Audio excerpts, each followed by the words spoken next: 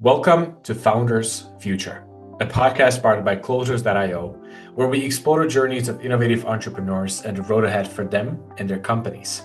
I'm your host, Milan Kohut, and in each episode, we uncover the stories behind impactful ventures, the challenges faced, the lessons learned, and the strategies fueling future growth. Today, I'm absolutely thrilled to be joined by Bryan Reeves, a life and relationship coach, author of Tell the Truth, Let the Peace Fall Where It May, and also former U.S. Air Force captain who guides couples through his 90-day conflict to connection program. He transitioned from military service to coaching after personal relational challenges, building a successful platform via blogging since 2010, and also sharing insights on vulnerability in relationships across social media and YouTube. Bryan focuses on practical tools for authentic communication, drawing from his experiences to help clients transform conflicts into deeper bonds. With that being said, Bryan, let me officially welcome you to Founders Future. What's up, Milan? I'm glad to be here, man. Thanks for the invite. It's great to have you, man. Thank you for being here, being a part of the journey. What I love to do with every single one of my guests is a bit of traveling back in time. So we're going to start with that. Before you even had this project, this company, what were you doing before? And then eventually, what was the motivation for starting the business? I've done a lot of things in life. I'm 51, so I've been working professionally since I graduated college 30 years ago. And I was in the military. I was in the Air Force for 5 years of active duty. But right, and that when I got out of the Air Force, I went on a soul searching journey because I was so lost and so disoriented as a 26-year-old man, who couldn't feel anything in his body, and I was a mess. And fast forward a bit, before the current work that I do now, I was actually managing music artists, as I was managing bands, but bands that were singing a kind of music that really spoke to my soul. Right. So once I got out of the military, I was committed to doing work that brought me alive because I felt so dead doing that work. I was well paid. I was a captain. I had prestige. I had all these things, but I was dead inside. So I'm really fortunate for that experience because it helped me. It really resolved me to never do that again. And so, before I started this coaching work, I was deep in the independent music artist world. But man, it was really challenging to make money there. So I was doing work that lit me up and serving music that I really wanted the world to have and hear. But making 15% of nothing is Mhm. nothing. And so I started to convert that into a model where I would consult artists and just charge them an hourly fee. And that actually worked a lot better because artists no longer had to sign up to pay me a percentage of their sales or whatever they were doing. They just paid me an hourly fee. And over time, I just leveraged a lot of background in business, in my military, my management, the work that I did in the military, and I mean, there's a whole journey that unfolded. Also, my own started looking at my own challenges in relationship as a man and the ways in which I had sucked at relationships, and started learning about what I didn't understand, what like the secrets that should never be secrets when it comes to relationship, and as I was blogging and consulting artists, and it just slowly morphed over time into people wanting me to help them with their relationships as well. And so, that was, man, I think that was like 15 years ago or so that transition started. Yeah. So Yeah. I think it's been over 15 years that you started blogging about these topics and really getting into it. that's And right. also Yeah. I'm sure that, along the journey there must have been a ton of pivoting and adjusting just to really get it niche down and truly understand yourself. Like who am I gonna Yeah. help? Like how to get the Yeah. clarity on what this will look like for me. Yeah. So man, Yeah. what a journey. What a journey. Um Now, Bryan, let's talk about what the business really looks like today. In this Hmm. part of the podcast, my goal is really to bring the listeners and make them understand, first of all, who it is exactly that you're trying to help right now. But also, when it comes to your clients, what are the core offerings that you have in place for them, and what does their journey look like? Yeah. So currently, I've been focused. I've worked with couples. I've been coaching couples for over a decade. I started back in 2014. But for the last 5 years, I've really been focusing on serving men, on helping men, typically between the ages of 35 and 65, because these are men that are motivated to thrive in their lives in ways that they weren't taught. We aren't taught in our teens and 20s. We're taught at those ages that what's important is go make money, go make your mark on the world, right? Go make an impact, especially boys, and young men. Go make a name for yourself. Okay, nothing wrong with that, but that we tend to run into a brick wall when we get hit our late 30s or early 40s as men. Our relationships break down because again, we're so focused on the outward accomplishment of things that we don't learn how to be relational. We don't learn how to show up in intimate relationship. Even our friendships, for a lot of guys, we don't really have the conversations we need to Mhm. be having. And so, today I focus on, for the last 5 years, one of my core experiences, one of my core program offerings has been a year long. It's very innovative because I'd never seen this done in the marketplace before. And I started this back during the pandemic in 2020. I launched it at the end of that year. And it's where I bring 10 men together on a year long coaching deep dive adventure into I created a model for thriving men. I call it the 5 pillars of a thriving man. And those 5 pillars are purpose, brotherhood, family, intimacy, and spirituality. Right. So for an entire year, I bring men into a deep dive exploration of what does it mean to thrive in the domain, for example, of brotherhood, in the pillar of brotherhood. A lot of men know other men, but they don't really have what I call trustable brotherhood with other men. Mhm. Right. So, what does that mean to be resourced with other men who have your back and who, by the way, who don't just have your back, but who have your family's back also, you know?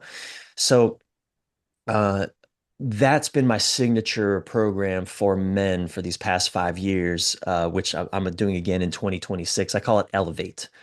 Right. So each Mhm. year, Elevate 2021 is the first year we started, 10 men. And, we do an in-person retreat. We have a 5-day retreat as part of that experience.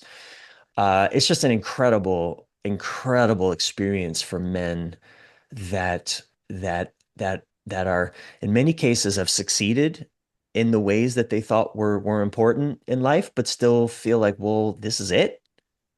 Yeah. There's got to be more to this. Why am I not lit up and feeling enlivened in my life? Why do I feel like, oh, I'm dragging in my relationship, or even the work I'm doing? Yeah, it makes me money. It's fine, but I don't feel alive inside of it.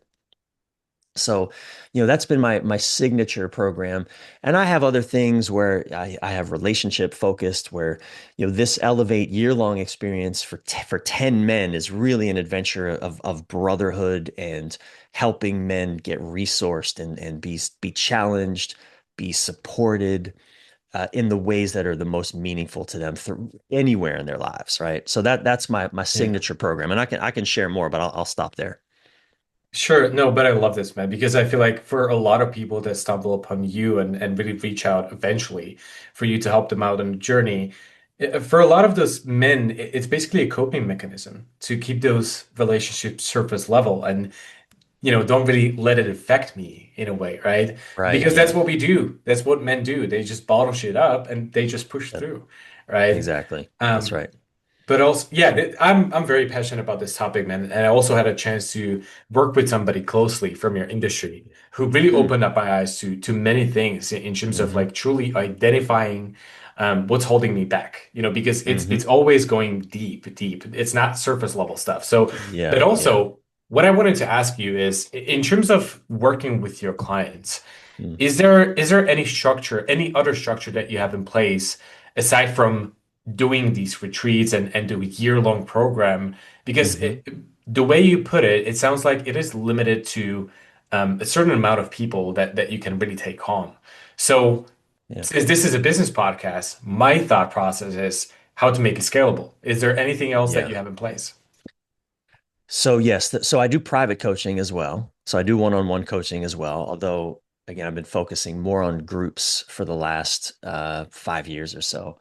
But I've been working with men in a program called Elevate Your Relationship, which is men that just are struggling with a relationship and need support. There's a lot of support for women, I think, in the Mhm. relationship space, and women, I think generally, and I don't mean to, make it, it's not so black and white as this, but I think women tend to be more relational than men and are more attuned to relational things, whereas men, we don't realize there's anything to pay attention into until everything's going to hell. And so um, I that is not something I limit to 10 men. I gather men in rooms sometimes of 20, 30 men, online rooms. This is an online experience called Elevate Your Mhm. Relationship, right? So that's another area that I serve men. And I also do other retreats that are open to other men that aren't part of my year-long cohort. For example, I just did a retreat in Ireland this Oh, past wow. September. Yeah, and 14 men joined me from 4 different countries for just an incredible 7 day experience in Western Ireland, one of my favorite places on the planet. Next year, we're doing a retreat. Looks like we're going to go to Costa Rica and do an adventure retreat there for 7 days, also for men. So, when you talk about, though, this word scalability, right? Because you're right. For this Elevate year-long experience, we only serve 10 men inside of that. And we go deep and it's high Mhm. contact. Like we do life with each other for an entire year. I can't do that with 20 guys. Certainly can't do that with 50 guys. I can do that with 10 guys. Um, we're launching a new effort, which I'm not ready to talk about, although because we already have men enrolled in it, but we're not going to really start talking about this for another 6 months or so. But Mhm. this is we're excited. I'm really excited to build on the Elevate Men brand. To Really, my bigger vision is to create a place where epic men that want to have the real conversations that we men need to be having, that we want to live authentically. We want to do life with other men that we can trust, also who can hold our vulnerabilities and who can challenge us in respectful ways. There's a lot of disrespectful challenging in the men's work world. There's a lot of overly competitiveness and cutting men down as a way to hopefully inspire them. And we don't do that shit. We don't play that game. Um, uh, so what my vision is, what we're creating is a community, an Elevate Men community, where when a man wants to come into the world of men's work, he has a home. He has a Mhm. place that he can come to, that he can feel challenged, but also feel supported. Be witnessed in what he's going through, in what he's carrying, the burdens that he's carrying, and then also be celebrated, right? For the ways in which he is succeeding. I mean, I think these are things that men don't get celebrated enough in our lives. And we certainly don't celebrate ourselves enough, right? And Yeah. so anyway, that's again, I'm not fully ready to talk about that. We're still in the formation phase of it, but I'm really excited for that. I No, no, feel like no. we've got a Yeah. breakthrough idea that we're putting into play. I appreciate you walking us through everything. And, even just by talking to you for 10 minutes, it's quite obvious how much passion you actually have for the Yeah. field and for Oh yeah. impacting those lives. So I'm pretty sure Yeah. there's going to be a ton of variety in terms of the offers and overall the Yeah. work that you do. Mm. Um, but I would agree, man. It's tough. Most of the time, it's the ego that is stopping the men from really taking the next step towards vulnerability, clear, effective communication. So it's scary as hell. We are Well, conditioned to perform, yeah. and we feel like Yeah. everything is performance based. That's right. It's our wounding. Yes, it's ego, but what do we mean by that? It's the wounds that we receive in childhood and boyhood. You're right. We're taught that our value is in our performance. If we're not performing in some way, whether in the classroom or on the sports field or with girls, then we have no value. We're not a real man. Yeah. And so we get stuck in the belief that we have to look like we're performing, even if we don't care about the performance we're giving, like we don't really care about what we're doing. It's just so long as we're performing, yeah, that becomes the measure of our manhood. And oh man, what a desolate, awful place that is for a man to end up in, especially when he starts getting into his 40s and 50s and he's looking around going, man, I've done all this performing. Fuck, my wife hates me. My kids won't talk to me. Mhm. It's like all I have is money, right? Or Yeah. much worse, the guy who hasn't accumulated the money that he thought would make him the man, and his wife is still pissed off at him, and his children are still like, screw you, dad, you're a loser, whatever. So Yeah. yeah, it's when men need other men, we need to be having these kind of conversations and be calling each other into our greatness in ways that our fathers, for most men, never did, because our fathers were just as lost as we ever have been. Most of us, few men really have fathers that helped guide them into a mature manhood. Very few men ever had that in a dad. So it's like we have to initiate ourselves into manhood, but children can't initiate children. Boys can't initiate boys into manhood. We can just initiate each other into other weird versions of boyhood that look like Yeah. manhood, but we're still just playing the games we played when we were adolescents and didn't have a clue what we were doing with ourselves. Yeah. And this is, by the way, we're going to move on, but the one last thing that I Yeah, want to add on top of what you just said is basically that this is a big part of what you do and the result of your work. At the end of the day, you're not only impacting your client's life, but also everybody surrounding them. Right. absolutely, So man. that's a Yeah. big impact, man. But yeah, I mean, Brian, we all know this. This is a business podcast, right? We Yep. always Yep. want to end up talking about stuff like Yep. sales, marketing, operations, Yep. strategy, to create some value for our listeners. So that's what we're going to Yep. do right now. We're going to think about Yep. the back end side of the Hmm. business. My first question, in terms of creating a good client acquisition system in place, Hmm. what is it that you currently do on the front of marketing and also specifically generating leads to make all of this happen? Yeah. So fortunately, I've been blogging and writing for, as we've discussed earlier, over 15 years. I think I started in 2008. And my blog exploded in 2015, I think, where millions of people started coming to read my work. I was an early pioneer in the blogosphere, in the especially as a man, sharing vulnerably my challenges and relationship and particularly in relationship and life, and that just brought so many readers to my world. I wrote a couple books. I still sell. I've sold over 15,000 copies of my second book, which as an independent author, I self-published. I'm very proud of that, having sold over 15,000 copies without really trying hard.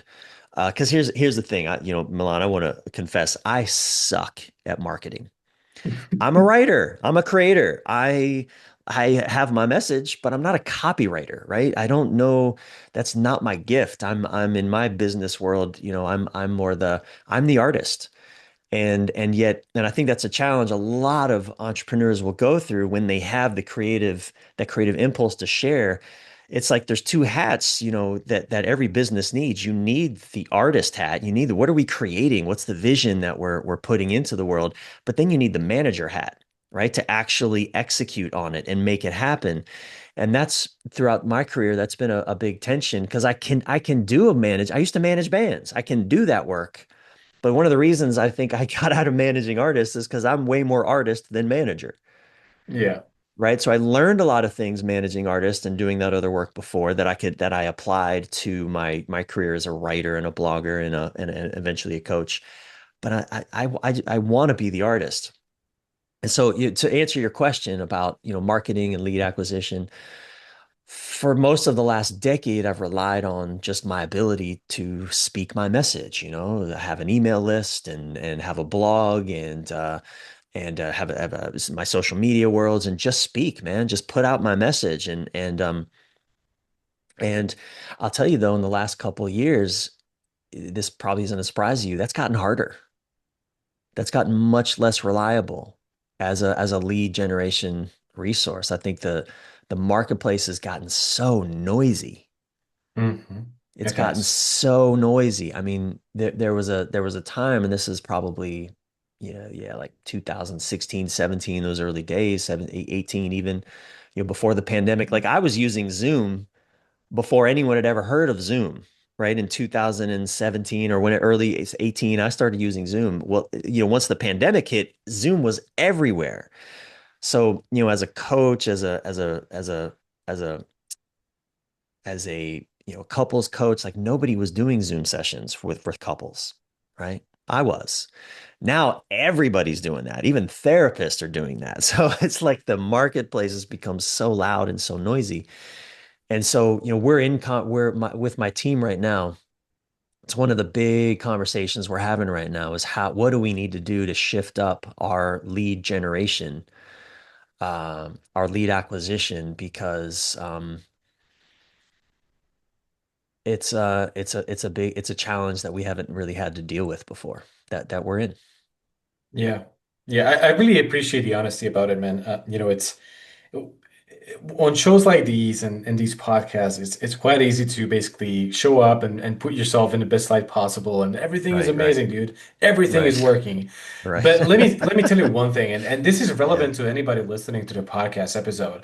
Brian, you've been one of those few people, maybe within the 1 or 2% of content creators who has such a strong message and such a good communication that you really build up the following and which Hmm. really helps with generating Hmm. leads with the marketing stuff.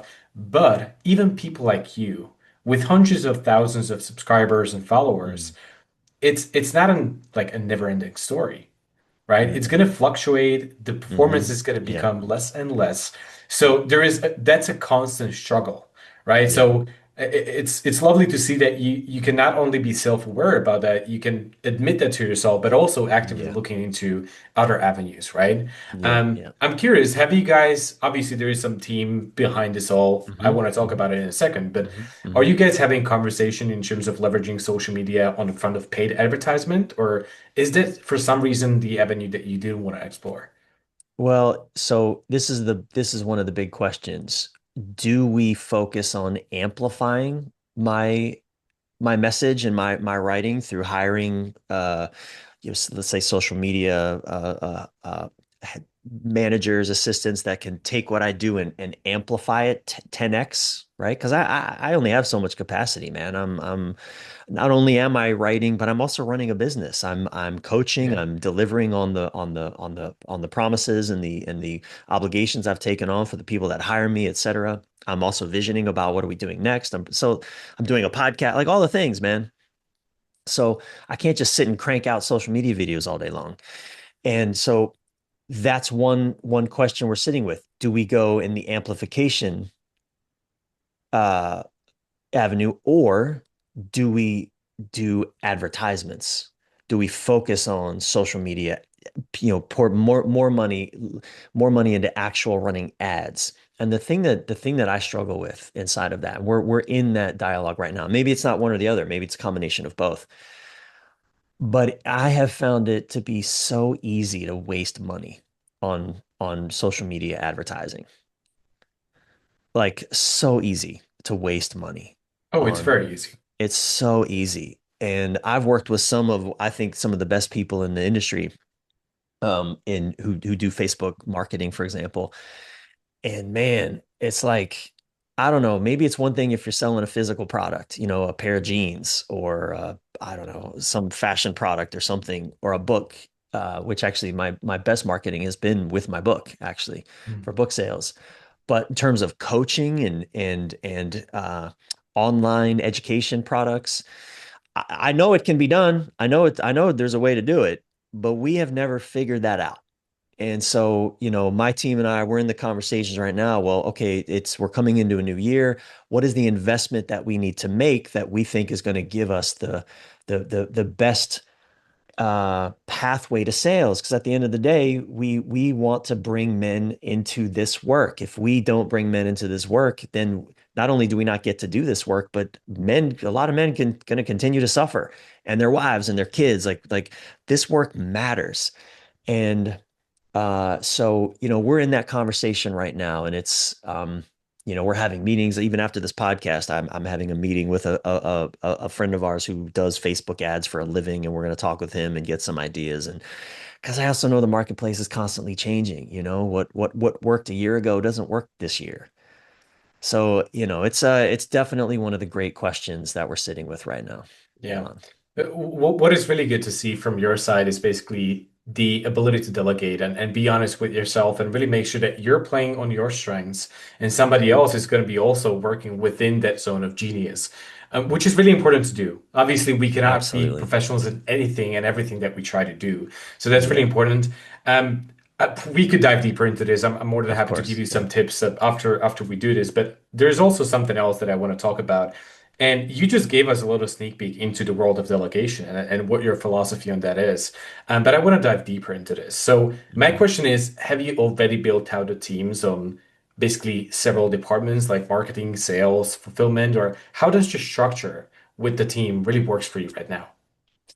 Yeah, I would say we're still, despite, having been in this business a long time and succeeding in the ways that many coaches never will succeed, uh, we still have so much work to do.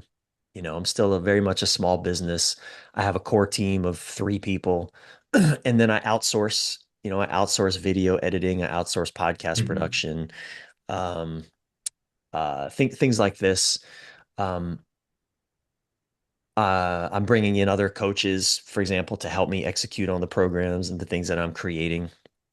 But if there's one big regret that I have on my journey, it's that I haven't done team good enough 10 years ago. I didn't start Mm. really focusing on exactly that and building out team. I'm one of those people that I'm good at everything, which is actually not a good thing when it comes to business if you try to do everything. It's a Yep. terrible idea. And so it's one of my strengths, but also one of my weaknesses. Uh, that because I have friends that in this business as well, and one of the thing that like I may be in some ways, uh, in certain ways, maybe a better writer or facilitator in this way, but they're better at doing team, and they've built better businesses than I have in terms of revenue and growth and all of that. So, we have a small team right now, and if there's a word for 2026, it's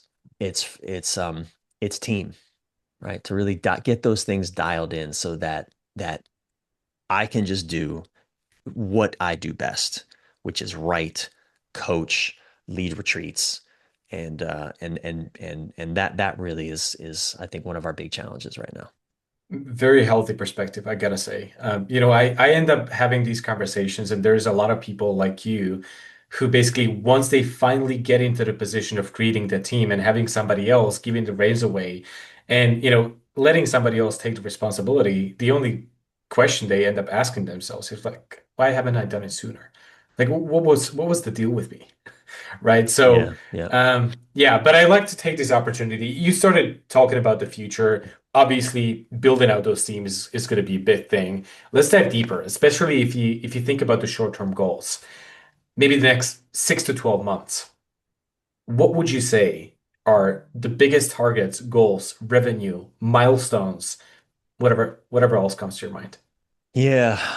Um,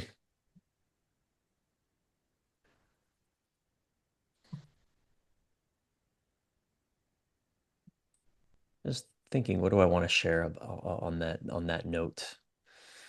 Sure. I'm gonna be honest with you. I don't love goals. I'm far more of an intentions person. What I mean by that is, um,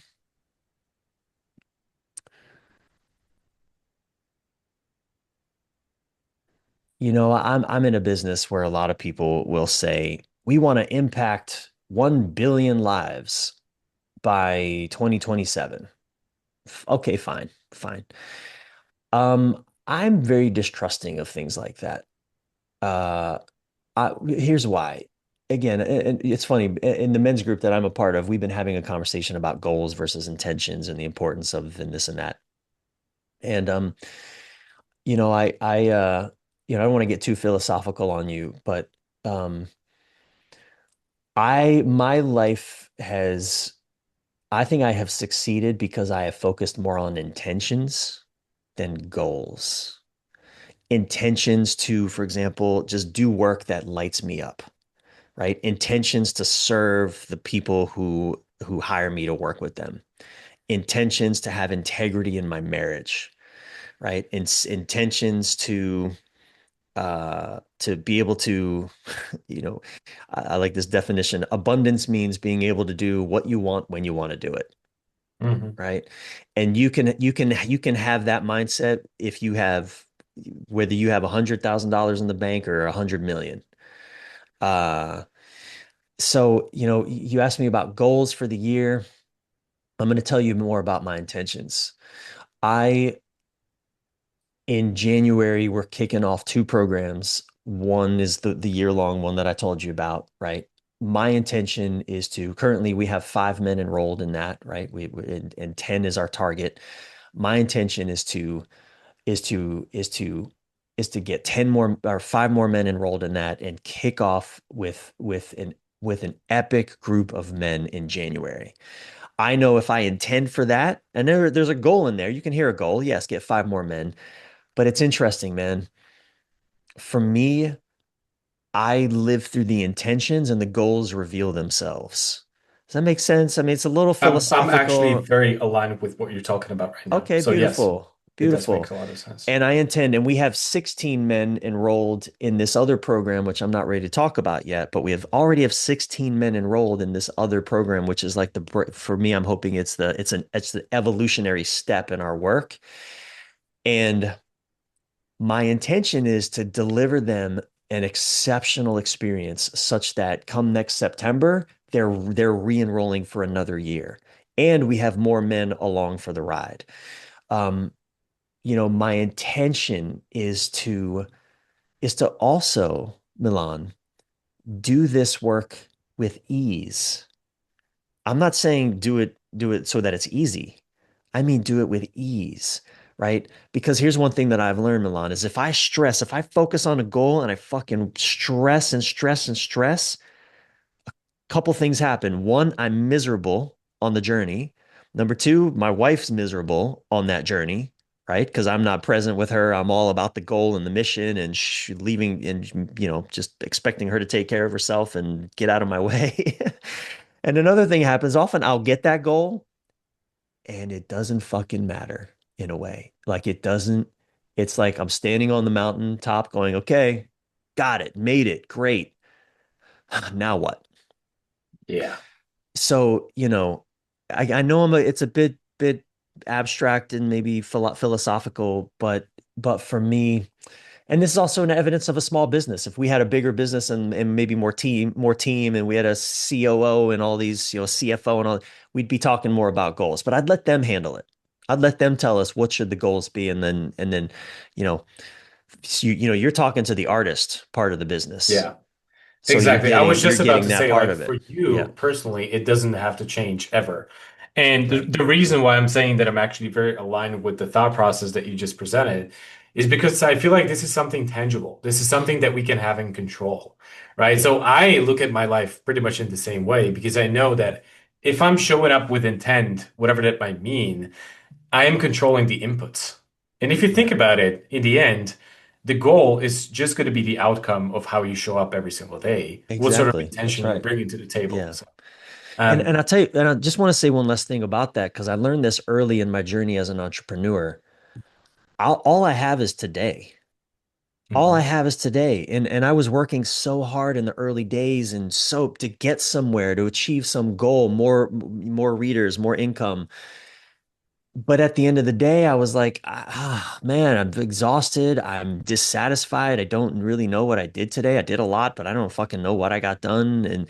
And it's like, wait a second, this is a dumb way to go through life. And so I had to switch that up and realize I just want to live today. I want to get to the end of the day and feel great about the day that I lived. Right. So that opened up a whole new way of approaching my work, of approaching my life. Like, I just have a few wins that I go after each day. And that's my goal. Can I win the day today? And I call that out. I have a morning practice. Like I have a way of doing that. But like I just want to get to the end of each day being like, dude, you crushed it today. Done. If I die in my sleep, I'm good. I did what there was for me to do. Right? That's my approach to even as an entrepreneur at the end of the day. Yeah. Brian, typically at the end of the episode, I ask the guests to provide some wisdom and maybe an advice. But I think in Sure. the past 5 minutes we dropped several golden nuggets. So you, Yeah, you yeah, managed there's to a do lot in that there. in your answer. So Yeah, listen, I actually really hope that you're gonna accept my invitation for a part two in the future. I think it would be incredible I'd to, be honored. maybe meet in 1 year, 2 years, and really look Yeah, retrospectively back. sure. Yeah. But this has been an incredible conversation, man. So Thanks, man. Likewise, Milan. I appreciate it, man. You great, yeah. great questions, and I appreciate your dancing with me in this way. Yeah. I love it, brother. I love it. Awesome. Brian, if there is anybody listening who wants to really get in touch, maybe even work with you, Mm-hmm. what is the best way to go Yeah. about it? My website, Bryan Reeves, it's Bryan with a Y, Reeves.com. I mean, you can contact me there. You can see my blogs there. I'm on all the social medias, Instagram, YouTube, TikTok, Facebook, but really BryanReeves.com. That's the place to connect with me. Beautiful. Brian is everywhere. Just look him up. Easy as that. Awesome. To our listeners, if today's conversation inspired you as well, make sure to subscribe to Founders Future on your favorite platform. And also, if you're a business owner, more specifically a consultant or a coach, or you have an agency, and you're trying to scale the business and really enhance both your sales and marketing efforts, also visit closures.io. Get in touch with our team and discover how exactly we scaled our company from zero to over 30 million per year in less than 3 years. Until then, keep on crushing it, and I'll see you on the next one.